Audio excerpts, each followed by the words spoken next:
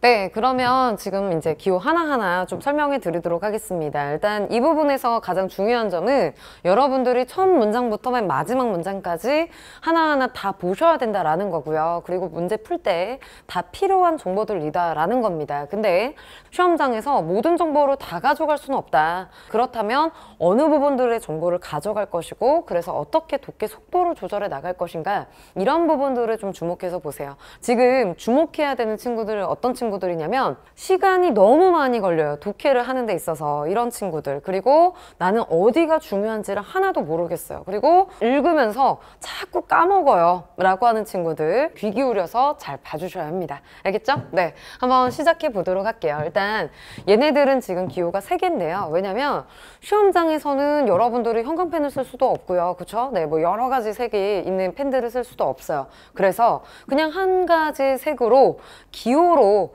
표시했을 때 가장 직관적이고 반사적이고, 그 다음에 이제 긴장하지 않고 이 문제들을 풀어나갈 수 있기 때문에 기호로 표시를 했습니다. 근데 전제는 뭐냐면 꼭 이것만 쓰라는 거 아니에요. 그죠? 네, 나는 이걸 벌써 4, 5년 전부터, 구조독해는 한 8년, 7, 8년 전부터 시작을 했던 거였었고요. 이걸 가지고 아예 기호를 써서 지문들을 정리해주기 시작했던 거는 한 4, 5년 전부터 했어요. 학생들이 진짜 시험장에서 어떻게 해야 될지 몰라하는 친구들이 너무 많더라고요. 그래서 하나하나 자, 여기 밑줄을 그어, 여기 네모를 해, 이랬더니 되게 편안해 하는 거야. 그래서 편안해 한다면 너희들이 안심하고 문제를 풀 수만 있다면 선생님 뭐든지 할 수 있어요. 네, 그래서 하나하나 다 만들어 봤던 거죠. 그리고 이제 체계가 완전히 잡혀서 모든 지문들에 한 문장도 빠지지 않고 다 표시할 수 있습니다.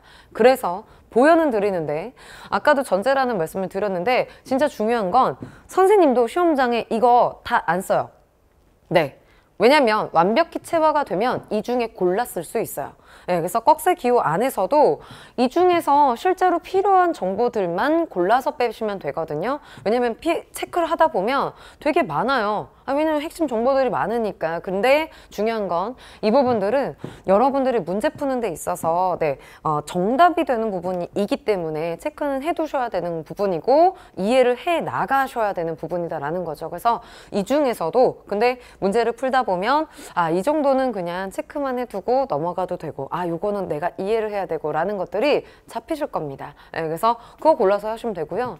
마찬가지로 괄호도 마찬가지입니다. 얘는 생략 가능하다라고 했는데 왜 생략 가능한지도 설명을 드리겠지만, 기본적으로 앞에 나온 내용을 재진술하는 거예요. 선생님은 그래요. 둘 중에 하나만 표기를 하거든요. 그래서 중심 문장과 재진술되는 문장, 이렇게 반복이 된다라는 것들 처음에는 둘 다 표시를 해보시고 점점 둘 중에 하나만 선택을 해서 이렇게 체크해 나가면 되겠다라고 본인의 기준을 만드세요. 알겠죠? 그래서 그렇게 보시고, 그 다음에 예외 문장 이렇게 해서 크게 3개로 나누게 될 겁니다. 그래서 여기서 이제 하나씩 구체화해서 보여드릴 텐데, 제일 중요한 건 일단 전체적으로 보실 때는 얘는 가장 중요한 내용이라고 했잖아요. 그래서 독해 속도를 조금 늦추셔야 돼요. 왜냐면 얘네들 같은 경우는 실제 문제에서 정답 선지가 되는 경우가 되게 많습니다. 그래서 꼭 출제가 되고 되게 중요한 변별 지점이 되는 포인트이기 때문에 체크해 가면서 보셔야 돼요. 그리고 이 개념이 이해가 되지 않으면 그 다음을 넘어가실 수가 없잖아요. 그죠? 그래서 확실하게 이해하셔서 조금만 천천히 읽어달라라는 부분입니다. 알겠지? 그래서 거기는 꺽쇠로 이렇게 구분할 거예요. 이거 뭐 때에 따라서, 그리고 학생들의 원래 기준에 맞춰서 어떤 친구들은 이걸 그냥 밑줄을 긋기도 하더라고요. 상관없어요. 근데 선생님이 굳이 밑줄을 긋지 않는 이유는 이미 시험지에 밑줄이 많이 그어져 있잖아요. 기역과 니은과 디귿과 이런 식으로. 그래서 헷갈려 보이실 수가 있고, 그 다음에 어느 순간에는 처음에는 밑줄이 더 빨라요. 내가 이해하는 속도보다 손이 더 빨라서 나 이해도 안 했는데 그냥 슥슥슥 넘어가 있어요. 또 반대로 나중에 독해가 되게 많이 올라갔어. 선생님한테 배우다 보면 많이 올라가시겠죠? 근데 그러다 보면 내가 이해하는 속도보다 손이 더 느릴 때가 있어요. 그러면 그냥 눈으로 쓱 읽으시면 돼요. 모든 지문에 이걸 다 표시하라가 아니고, 모든 지문을 다 표시할 수 있다면 여러분들이 막히는 지문에만 표시해 가면서 보실 수 있어요. 이건 막혔을 때 하라는 거예요. 시험장에서 벌벌 떨려서 첫 문단부터 와, 이거 어떻게 해야 되지? 라고 벌벌 떨고 있다면 그때 보세요. 그때 보라고 하는 거지 아무 때나 모든 지문에 다 쓰라고 하는 거 절대 아닙니다. 알겠죠? 네, 그래서 그렇게 잡아가시면 되고, 자, 여기는 아까 슬쩍 얘기했었는데 괄호는 생략 가능한 내용이다 라고 했어요. 사실은 아예 생략하라는 아니고요. 네, 생략 가능이라고 했잖아요. 그치? 왜 생략 가능합니까? 앞에 나온 정보를 재진수라는 거야. 네, 그래서 얘는 독해의 속도를요, 네, 조금 빨리 하셔도 돼요. 근데 중요한 건 이 꺽쇠하고 괄호 중에서 3점짜리 문제로 출제되는 애는 누굴까? 라고 하면 네, 얘가 더 많이 돼요. 왜 그러겠어? 중요하니까 재진수래요. 그쵸? 핵심 개념 중에서도 이거는 받아가야 돼 라고 해서 일부러 재진수라고, 일부러 부연 설명하고, 일부러 예시나 가정을 보여주는데, 문제는 어차피 그런 애들은 다시 문제 풀 때 보셔야 되는 정보들이라는 거죠. 근데 여러분들이 막 끙끙대면서 하나하나 이해하는 건 좋은데, 이해하다가 거기서 멘탈이 나가서 뒤에를 넘어가지도 못하고, 그리고 하나하나 문장에 집착하다가 전체적인 거시 독해를 이루지 못하면 지문의 내용 자체가 구조가 들어오질 않아서 내가 뭘 읽었는지 몰라요. 그러면 불안해지기 시작하는 거야. 그래서 그렇지 않도록 얘네들은 조금 빨리 읽으셔도 됩니다. 알겠죠? 네, 그래서 그런 부분들 보여드리고 트레이닝 시키고 또 여러분들한테 계속 확인시켜 드릴 테니까 안심하실 수 있어요. 알겠지? 네, 그래서 여기는 괄호해 두면서 빨리빨리 읽으시라는 정보들. 그리고 이제 세 번째가 바로 예외 문제인데, 왜냐면 예외는요, 이렇게 대괄호를 표시를 했는데 얘하고 반대죠. 앞에 나온 꺽쇠하고는 반대입니다. 네, 왜? 핵심 정보가 아니라 그 핵심 정보와 반대되는 개념인 거잖아요. 예외니까. 그치? 근데 예외는 의외로 일치불일치해서 답이 되는 경우가 되게 많아요. 근데 이거를 되게 많이 놓치게 되거든요. 왜냐면 아까도 얘기했지만 본문에서 핵심 내용들은 꺽쇠로 이미 잡았어. 예. 근데 그렇게 잡다가 보니까 예외는 뭐 설명도 많지도 않고 그냥 띡 나와서 단 이러이런 것들은 예외다 이러고 그냥 넘어간단 말이에요. 그러면 아 이거 지금 그냥 넘어가도 되나? 이래가지고 그냥 쓱쓱쓱 있다가, 또는 그냥 대충 밑줄만 걷던 친구들은 핵심 개념은 파악을 했는데 여기에서 놓치는 경우가 너무 많다라는 거죠. 그래서 실수하지 맙시다. 그리고 이런 문제들 틀리면 너무 속상하잖아요. 그죠? 체크해 두시고 문제 풀 때 다시 보세요. 네, 그래서 아 선지에서 일치불일치인데 잠깐만 이거 내가 이해했던 내용들과 조금 반대되는 얘기인데 예외 같은데 라고 하면 대괄호 보시면 되죠. 알겠지? 네, 그래서 그렇게 잡으시면 됩니다. 그래서 하나하나 여기 들어가는 것들 소개해 드리도록 할게요. 네, 보시면 먼저 꺽쇠부터 소개하겠습니다.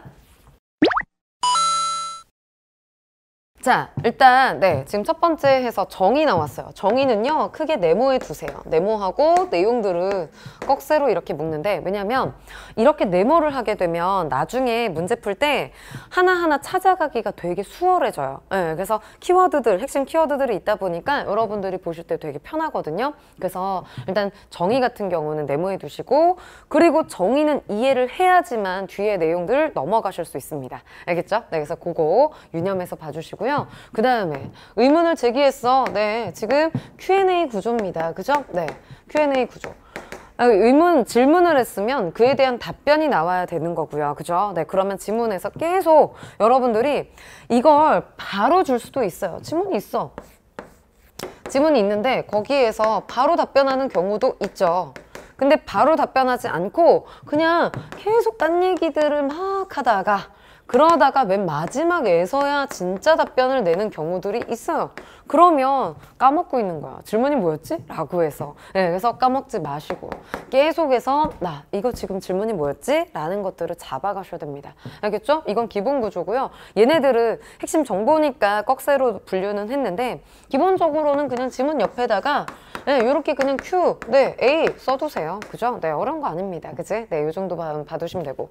그 다음에, 네, 지금, 여기서 문제 상황인데, 이거 먼저 할게요. 네, 그래서 PNS인데, 아니, 문제가 있으면 해결 방안도 있죠. 그치? 네. 근데 그것이 어떤 식으로 나올지, 그리고 또 여러분들 바로 해결 방안 나오지 않을 수도 있어요. 그렇다면 일단 여기도 똑같습니다. 앞에 나왔던 문제 상황이 있어. 그러면 그거 어떻게 해결해 나가고 있을까라는 것에 주목해 가면서 봐주셔야 돼요.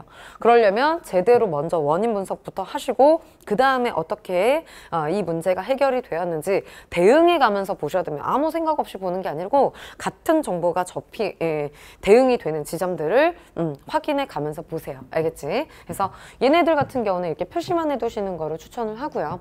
그 다음에 계산식 했어요. 계산식이고, 그 다음에 사실 괄호로 할 때는 계산이 들어갈 거예요. 이게 조금 차이가 있는데, 예를 들어서 P는 V분의 RT 이랬어. 자, 그러면 이거 중요합니까? 중요해요.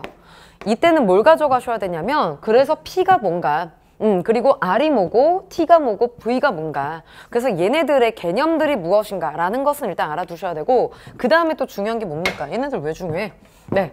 이거는 비례관계고요. 얘는 반비례 관계잖아.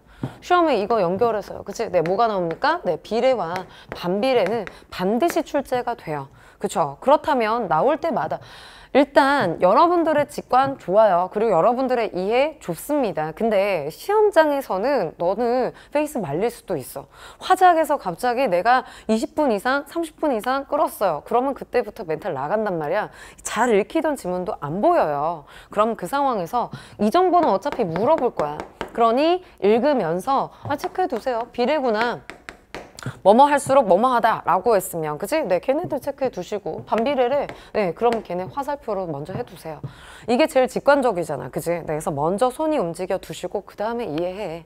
네, 괜찮아. 그죠? 그래서 얘는 나올 정보거든, 무조건. 네, 그래서 놓치고 가면 안 되니까 체크해 가면서 보세요. 알겠지? 그 다음에, 네, 지금 조건문인데요. 그죠? 사실 이 3번하고 7번이 진짜 중요해요. 네, 그래서 결과 문장과 조건문인데 요거 이제 옆으로 빼서 조금 설명해 드리도록 할게요. 네, 그래서 얼굴 막 계속 파란색으로 막 나오고 그랬는데, 그치? 네, 한번 보시면, 자, 먼저 결과 문장 같은 경우는 인과는요, 문장 독해의 핵심이야. 네, 근데 이 중에서 원인과 결과잖아요. 네. 얘네들 중에 더 중요한 문장 뭘까요? 네, 이미 답을 줘놓고, 그죠? 네, 뭐냐면 바로 결과 문장이에요. 왜 결과 문장이야? 원인, 얘 때문에 이렇게 됐어 라는 거 되게 중요한 거잖아요. 그죠? 알아요. 아는데 지문의 내용을 이해하는 것에 한번 초점 맞춰본다라고 생각을 해보세요. 자, 여기서 쭉 가요. 예를 들어서 그런 거죠. 여러분들이 지금 6평의 점수가 어떻게 나왔어 라고 하면 이후에 컨설팅을 한다든지 상담을, 수시 상담이나 이런 것들 여러 가지를 할 때 다 어떻게 합니까? 일단 점수부터 물어보죠. 안타깝지만 등급부터 물어봐요. 그지? 자, 그래서 국어 몇 등급 나왔니? 수학 몇 등급? 영어 몇 등급? 이렇게 쭉쭉쭉 물어봐요. 왜? 듣는 사람 입장에서는 얘니까 요 정도 나왔을 때는 이 정도로 쓸 수 있으니까 라는 생각을 하잖아요. 그치? 즉 뭐야? 결과 위주로는 전체적인 내용 파악이 가능해요. 네, 이 학생의 위치나 이런 것들을 파악하는 게 충분히 가능한데, 문제는 학생 입장에선 그렇죠. 선생님, 제가요 국어 원래 그렇게 못하는 게 아니고 그날 아침에 장애물이 걸려가지고 화장실을 몇 번 왔다 갔다 하는 줄 아세요? 라고 얘기하면, 얘 때문에 그랬어요 라고 하면 당연히 그러면 국어 망칠 수 있죠. 걔네들은 뭘로 낼 거야? 안 중요한가? 아니, 안 중요하지 않아. 그 원인들은 선지에서 낼 거예요. 문제에서는 물어봐요. 뭐 때문에 그렇게 됐니? 라는 걸 물어볼 텐데 그거 그때 봐요. 네. 그리고 지문 이해할 때는 이거 다 똑같이 표시하면 안 되잖아. 얘 때문에 이렇게 됐다라고 했는데. 그래서 확실하게 어떤 내용들, 그러니까 얘가 안중에서가 아니고요. 구분하려고 이렇게 기호들을 따로 빼는 거니까. 그 대신 이해하실 때도 얘 때문에 이렇게 됐구나 라고 해서 한번 이 내용들, 이 원인들은요. 이런 내용들이구나 한번 이해를 해두시고 결과에서 짚고 가자, 이런 식으로 계속 좀 눌러서 봐주시는 걸 추천을 합니다. 알겠지? 결과적으로는 둘 다 중요해요. 둘 다 중요해서 하는 말이야. 근데 좀 이따가 독해에서 간단하게 보여드릴 텐데 어떻게 독해를 하는지, 어떤 게 왜 이렇게 나눴는지는 보여드릴 겁니다. 알겠죠? 그래서 지문의 내용을 이해할 때는 결과 위주로 파악하시고 문제는요, 네, 원인 출제될 겁니다. 이번 묵평에서도 굉장히 많은 문제들에서 변별 지점이 됐었어요. 알겠지? 그래서 그거 봐두시면 되고요. 자, 그 다음에 여기서 연결되는 거예요. 마지막인데 조건문이거든요. 조건문 같은 경우도 이건 되게 중요한데 선생님이 이걸 가지고 if 조건문이라는 표현을 써요. 네, 왜냐면 근데 이거 되게 웃겨. 왜냐면 괄호 중에서 가정도 있어요. 네, if가 가정이지 뭐, 그죠? 네, 조건이고. 근데 왜 이렇게 구분을 했을까라고 한다면 차이점이 있어. 한번 써서 보여드릴게요. 얘는 어떤 애들을 이야기하는 거냐면 만약 무엇 하다면 이런 애들, 무엇 한 경우, 무엇 했을 때, 무엇에 따라 이런 애들이에요. 네, 얘네들이고 얘는 어떤 애들이냐면 자, 한번 뭐뭐라고 해보자. 자, 뭐뭐라고 하자 라고 가정하는 경우입니다. 둘의 차이점이 뭐예요? 차이점이 있어. 네, 뭔데? 근데 둘 다 가정이긴 하죠. 그지? 네, 차이점 뭡니까? 네, 얘는 바로 문장 단위이고요. 얘는 문단 단위예요. 무슨 말이야? 얘는요, 넘버링만 해두세요. 왜? 이거 하나하나 다 낼 거예요.